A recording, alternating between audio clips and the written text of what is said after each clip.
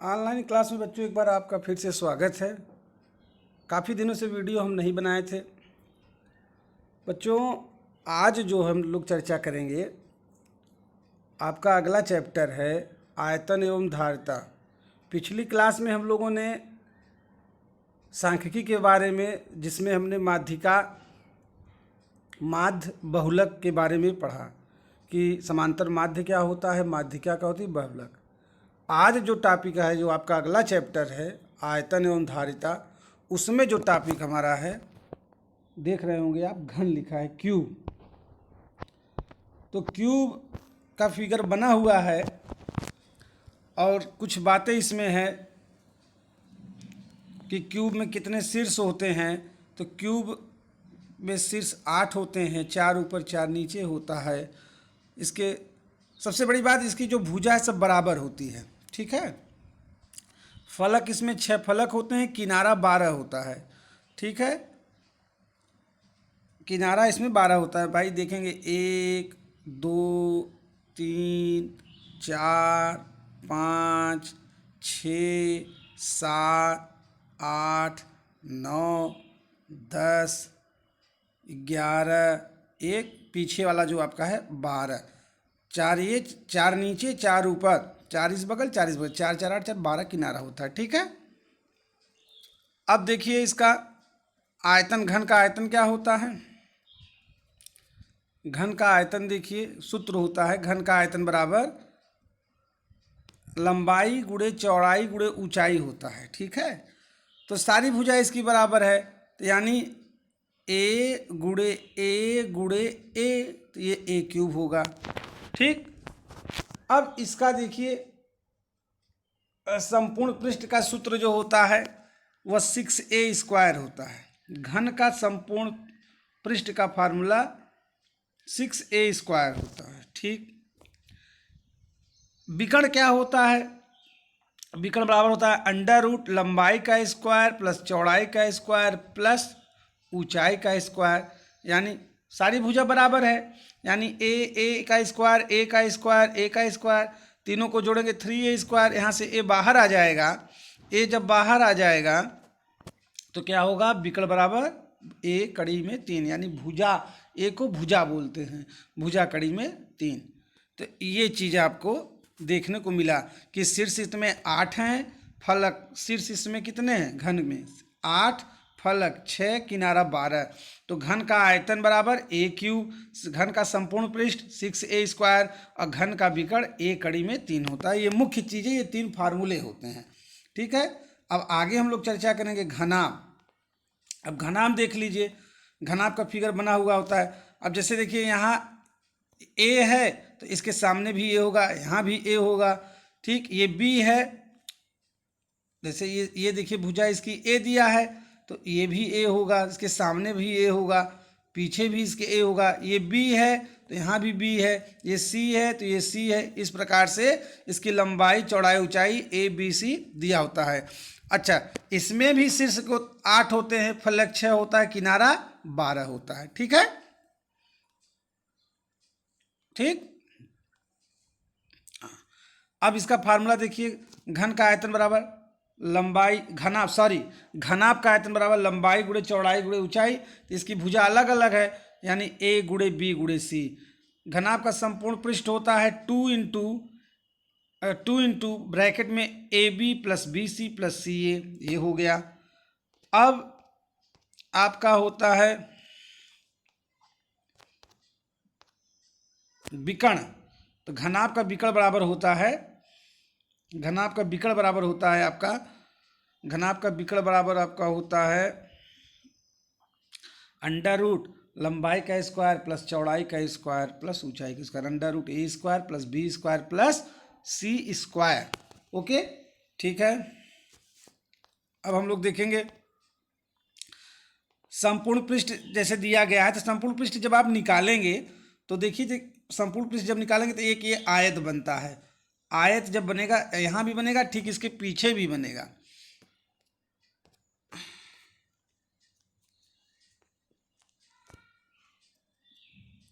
ठीक है।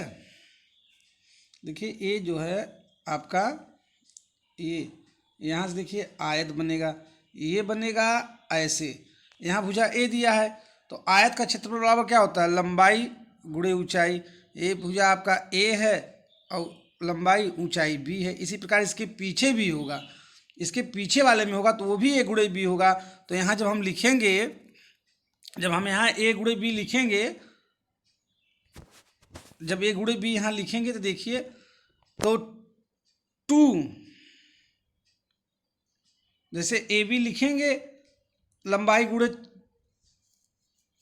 चौड़ाई, इस प्रकार से इसके पीछे भी लिखाएंगे, इसके पीछे भी तो वो भी ए इंटू बी होगा, तो यहाँ 2 लगा देंगे, मतलब दुगना कर देंगे। इसी प्रकार हर एक आयत निकाल लेंगे और उसका 2a इंटू बी, मतलब लंबाई गुणे चौड़ाई, फिर लंबाई गुणे ऊंचाई, इस प्रकार से हम तीनों निकाल लेंगे। 2 into A into B, 2 into A into C, 2 into B into C, तो 2 कॉमन लेंगे तो ब्रैकेट में A B plus B C plus C A होगा। ठीक, अब आगे देखते हैं क्या होता है। ये हमने फार्मूला आपको बताया, ठीक है, हमने फार्मूला आपको बताया। अब प्रश्न पे आते हैं।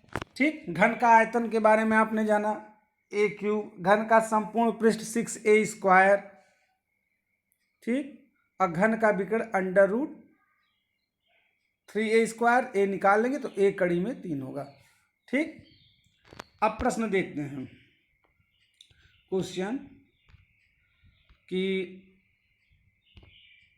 एक घन का पृष्ठ 864 वर्ग सेमी है, तो उसकी कोर की लंबाई ज्ञात कीजिए। कोर की लंबाई मतलब भुजा, ठीक है, तो भुजा निकालना है तो क्या करेंगे, देखिए इसका सलूशन कैसे लिखेंगे।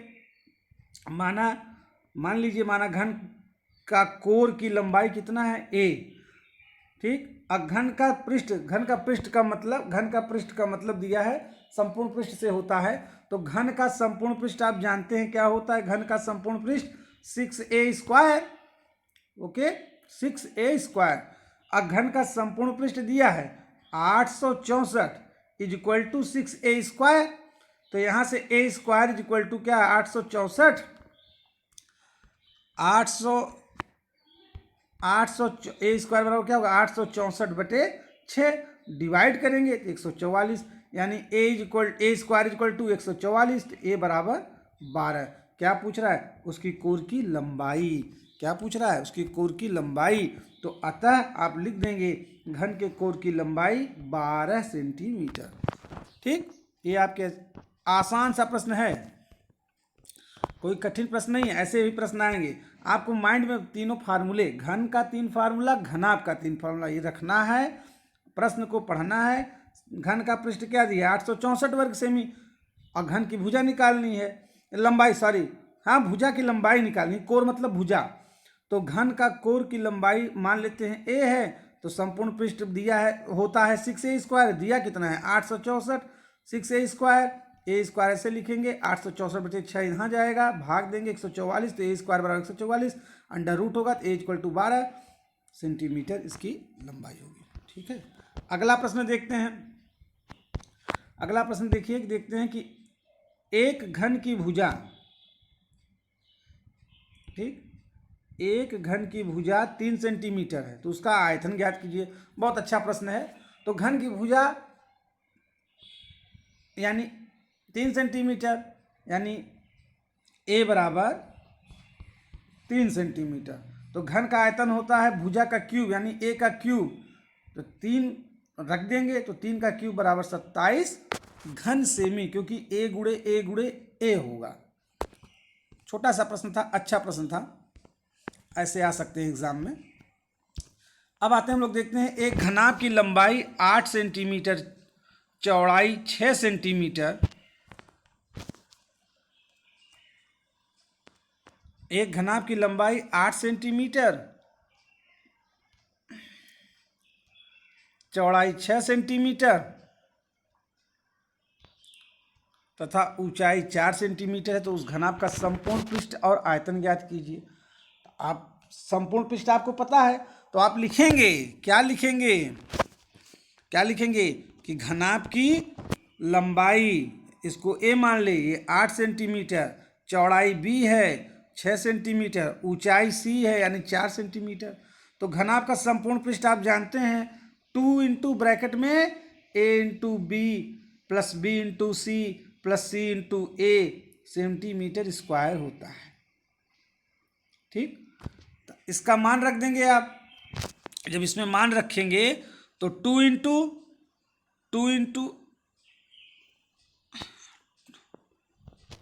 2 मान रखेंगे जब इसमें,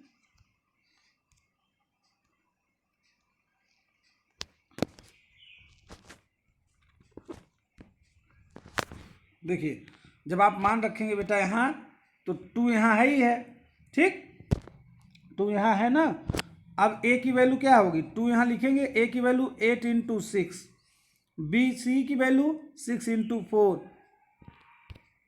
6 और 4, ठीक है। और आपका सी ए की वैल्यू 4 इंटू 8, 8 छंग 48, 6 चौक 24, 8 चौक 32, सबका मल्टीप्लाई कर देंगे। मल्टीप्लाई जब आप करेंगे तो देखिए क्या आता है। जब आप मल्टीप्लाई करेंगे तो 2 गुणे 104, 2 गुणे 104, 2 गुणे 104 आपका आ गया बेटा। ये देखिए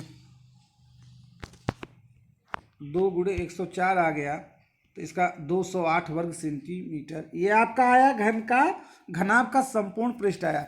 घनाभ का आयतन क्या होता है, लंबाई गुणे चौड़ाई गुणे ऊंचाई, यानी 8 गुणे 6 गुणे 4। तो इसका आप मल्टीप्लाई करेंगे तो 192 घन सेमी आएगा। अब इसी प्रकार देखिए एक प्रश्न आपका है, 10 सेमी भुजा के 2 घनों को बराबर सटा के रखने से प्राप्त घनाभ का संपूर्ण पृष्ठ ज्ञात कीजिए। 10 सेमी भुजा के 2 घनों को बराबर सटा कर रखने से प्राप्त घनाभ का संपूर्ण पृष्ठ ज्ञात कीजिए। तो 10 सेमी भुजा के 2 घन है, तो घन की भुजा कितनी है, 10 सेंटीमीटर। अब दोनों घनों को सटा कर रखने पर प्राप्त घनाभ की, दोनों घनों को सटा कर रखने पर प्राप्त घनाभ की लंबाई ए बराबर कितना है भाई, 10 सेंटीमीटर। एक का है तो 2 है तो ये 20 सेंटीमीटर होगा। चौड़ाई 10 सेंटीमीटर, ऊंचाई 10 सेंटीमीटर। भाई घन का तो दोनों बराबर होता है ना, लंबाई चौड़ाई ऊंचाई बराबर होता है, तो लंबाई भी उसकी वही होगी, चौड़ाई भी वही होगी, ऊंचाई। ठीक, इतना निकला। अब देखिए घनाभ का संपूर्ण पृष्ठ का फार्मूला होता है, आप देखिए लिखे हैं 2 into A into B plus B C plus C into A, 2 into 20 गुणे 10, 10 गुणे 10 प्लस 10 गुणे 20, सबका मल्टीप्लाई करेंगे 1000 सेमी आएगा। ये घनाभ का संपूर्ण पृष्ठ होगा। ठीक है बच्चों, अब अगला प्रश्न देखते हैं। ऐसे ऐसे प्रश्न आएंगे, प्रैक्टिस कर लीजिएगा। अब देखिए अभिषेक के कमरे की लंबाई 4 मीटर, चौड़ाई 3.5 मीटर तथा ऊंचाई 3 मीटर है। तो इस कमरे के चारों दीवारों का क्षेत्रफल ज्ञात कीजिए। तो कमरे की लंबाई 4 मीटर दिया है, ठीक, चौड़ाई 3.5 मीटर, ऊंचाई 3 मीटर। तो सूत्र होता है, सूत्र आपका बेटा देखो होता है, कमरे के चारों दीवारों का क्षेत्रफल क्या होता है, 2 गुणे ऊंचाई ब्रैकेट में लंबाई प्लस चौड़ाई। ये फार्मूला होता है। ऐसे प्रश्न आएंगे, कमरे के चारों दीवारों का क्षेत्रफल बराबर 2 गुणे ऊंचाई ब्रैकेट में लंबाई प्लस चौड़ाई। मान रख दीजिए 2 गुणे 2, ऊंचाई 3 ब्रैकेट में लंबाई 4 चौड़ाई 3.5, इसका मान रख देंगे तो 2 तिहाई 6, 4 प्लस 3.5 को जोड़ेंगे 7.5 आएगा। ठीक, तो 2 तिहाई 6 आपका हो गया, इसको जोड़ेंगे 7.5 मल्टीप्लाई कर देंगे तो 45 वर्ग मीटर आएगा। यानी कमरे के चारों दीवारों का क्षेत्रफल 45 वर्ग मीटर है। ठीक, अब एक प्रश्न और देख लेते हैं। एक ईंट की लंबाई, चौड़ाई व मोटाई क्रमशः 25 सेमी, 10 सेमी व 7.5 सेमी है। तो एक 5 मीटर लंबी, 3.5 मीटर ऊंची और 33 सेमी मोटी दीवार बनाने में कितने ईंटें लगेंगी।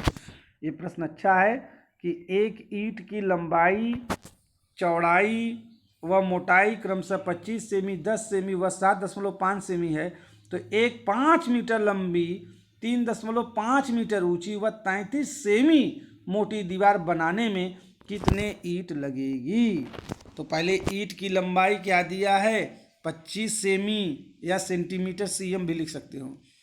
फिर ईंट की चौड़ाई 10 सेमी, ईंट की ऊंचाई 7.5 सेंटीमीटर ये दिया गया है प्रश्न में। पुनः पुनः देखेंगे, पुनः देखिए दीवार की लंबाई बराबर आपका है 5 मीटर, दीवार की ऊंचाई बराबर 3.5 मीटर, चौड़ाई 33 सेंटीमीटर। तो क्या करेंगे, जो मीटर में दिया है उसको सेंटीमीटर में बदल लेंगे। आप जानते हैं 1 मीटर में 100 सेंटीमीटर, ये 500 सेंटीमीटर, ये 350 सेंटीमीटर होगा। अब इसका जो फार्मूला होता है बच्चों, इसका जो फार्मूला होता है, इसका जो फार्मूला देखिए होता है ईंटों की संख्या बराबर दीवार का आयतन बटे एक ईंट का आयतन। तो दीवार का आयतन आप जान ही रहे हैं कि लंबाई गुणे चौड़ाई ऊंचाई जो भी होगा, तो 500 गुणे 350 33 गुणे 10, ठीक, बटे एक ईंट का आयतन तो 25 गुणे 10 7.5, 25 गुणे 10 गुणे 7.5 गुणे 10 दिया है। 25 10 7.5 गुणे 10, इन दोनों को आप कैंसिल करेंगे। जब इन दोनों को आप जब कैंसिल करोगे बेटा, इन दोनों को जब आप कैंसिल करोगे तो देख लीजिए एक जीरो यहाँ से कटेगा, एक जीरो यहाँ से कटेगा, ठीक। 25 दूना 50 होगा बच्चा। फिर अब 25 दूना 50, अब इसका सब मल्टीप्लाई करेंगे, 35 दूना 70, अब इसका 33 गुणे 10 है तो 330 हो जाएगा। अपान 7.5 इसको कैंसिल करेंगे तो यहाँ 44 आएगा, टोटल मल्टीप्लाई करेंगे 3080, यही आपका आंसर होगा, ठीक है। तो ऐसे ऐसे प्रश्न आते हैं। अगला देख लीजिएगा, अगला देख लीजिए, इसी प्रकार देखिए, एक ठोस घनाकार धात्विक टुकड़े का संपूर्ण पृष्ठीय क्षेत्रफल 216 सेमी वर्ग सेमी है, तो इस टुकड़े का आयतन ज्ञात कीजिए। बहुत सिंपल प्रश्न है। माना घनाकार धात्विक टुकड़े का भुजा क्या है a, तो संपूर्ण पृष्ठ कितना दिया है 216 वर्ग सेमी, ठीक। तो घन का संपूर्ण पृष्ठ कितना होता है बालक 6a², तो कितना दिया है 216 दिया है, तो 216 इक्वल टू 6 गुणे a², तो यहाँ से a² क्या निकलेगा अंडर रूट भाई a² बराबर 216 बटे 6, 36 छक्का 216, तो a² बराबर आपका आएगा 36, तो a बराबर आएगा a² बराबर आएगा 36, a² बराबर आएगा 36, तो a बराबर होगा अंडर रूट 36 मतलब 36, a बराबर 6 सेमी, यही आपका आंसर होगा, ठीक, यही आपका आंसर होगा। ये आपका संपूर्ण पृष्ठ। लेकिन इसके आगे क्या कह रहा है, इसके आगे कह रहा है कि इस टुकड़े का आयतन ज्ञात कीजिए। तो बच्चों आयतन तो बहुत सरल है, घन का आयतन होता है a क्यूब, घन का आयतन होता है a क्यूब। तो भुजा हमारी 6 निकली है तो 6 का मान रख देंगे, तो 6 क्यूब होगा तो 6 गुणे 6 गुणे 6 216 घन सेमी, यही आपका आंसर होगा, ठीक। एक प्रश्न और देख लेते हैं। एक ठोस घन का आयतन 27 घन सेमी है, ठोस का पृष्ठीय क्षेत्रफल ज्ञात कीजिए।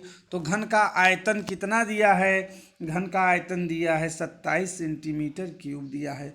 घन की भुजा मान लीजिए a है, तो घन का आयतन a क्यूब होगा, तो घन का आयतन दिया है 27, a क्यूब भुजा है, तो यहाँ से a घन बराबर अंडर रूट 27, घनमूल निकालेंगे तो a बराबर 3 सेंटीमीटर आएगा। ये भुजा आपका e बराबर 3 सेंटीमीटर आएगा। क्या आएगा भुजा, भुजा आपका आएगा 3 सेंटीमीटर। तो अब आप घन का पृष्ठीय क्षेत्रफल, तो घन का संपूर्ण पृष्ठ होता है 6a², तो a बराबर 3 आपको मिला है, तो यही मान रख देंगे, तो 6 गुणे 3 गुणे 3 गुणे 3, ठीक। तो क्या आएगा 3 त्रिका 9 छक 54 सेंटीमीटर, आपका 54 सेंटीमीटर आपका वर्ग सेंटी या वर्ग सेमी कर लेते हैं या सेंटीमीटर स्क्वायर कर लेंगे, यही आपका आंसर होगा, ठीक। अब आगे देखते हैं, एक आध प्रश्न और होगा आपका, देख लेते हैं,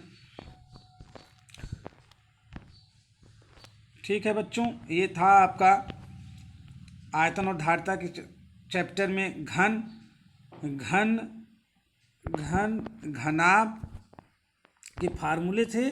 घन और घनाभ का फार्मूला था बच्चा। अब इसके बाद आपका आएगा बेटा, इसके कुछ इम्पॉर्टेंट क्वेश्चन आपने देखा, ऐसे ही क्वेश्चन आएंगे, आराम से क्वेश्चन पढ़ेंगे, फार्मूलों को हमेशा अपने माइंड में रखेंगे, याद करेंगे, तब आपका क्वेश्चन लगेगा। तो आज की क्लास में बस इतना है बच्चे। आगे हम जब चर्चा करेंगे तो सर्किल के बारे में, जो सर्किल चैप्टर आपका है उसकी चर्चा करेंगे। इसके साथ साथ बच्चों, आप लोग इस समय अवसर मिला है, इससे घबराए नहीं और ना ही परेशान हो। इस समय का सदुपयोग करें, घर पे अपना पढ़ें। डीएलएड थर्ड सेमेस्टर के साथ साथ आप अगली परीक्षा, आगामी परीक्षा जो टेट है उसको भी पढ़ते रहिए, क्योंकि उसको में भी आपको सफलता हासिल हो, यही हमारी शुभकामना है। आज के लिए बच्चों बस इतना ही। धन्यवाद।